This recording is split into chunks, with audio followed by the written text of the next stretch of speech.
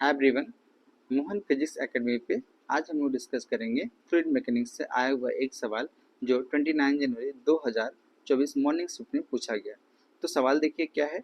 In a test experiment on a model aeroplane in a wind tunnel the flow speed on the upper and the lower surface of the wings are 70 meter per second and 63 meter per second respectively.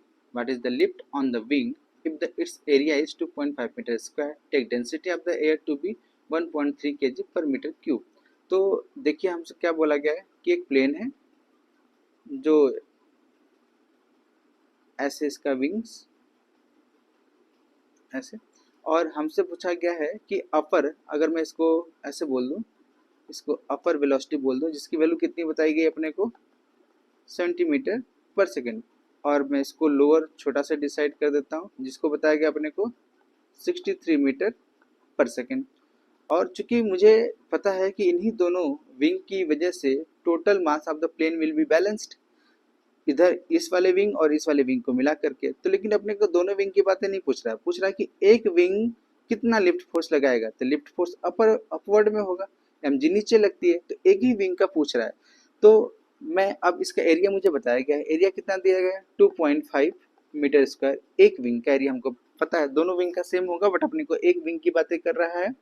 तो अब मैं b1 की value में लिख देता हूँ 70 metre पर second, और v2 की वैल्यू में लिख देता हूँ 63 मीटर पर सेकेंड। एरिया की वैल्यू मुझे पता है 2.5 मीटर स्क्वायर, और डेंसिटी ऑफ द एयर मुझे पता है कितना 1.3 kg पर metre cube.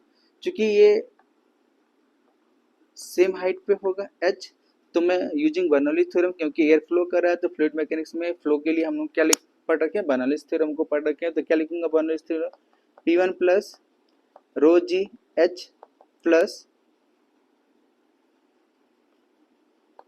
Half rho V1 का square is equal to again P2 plus half rho g h plus half rho V2 का square. Rho g h will cancel because it is on the same level.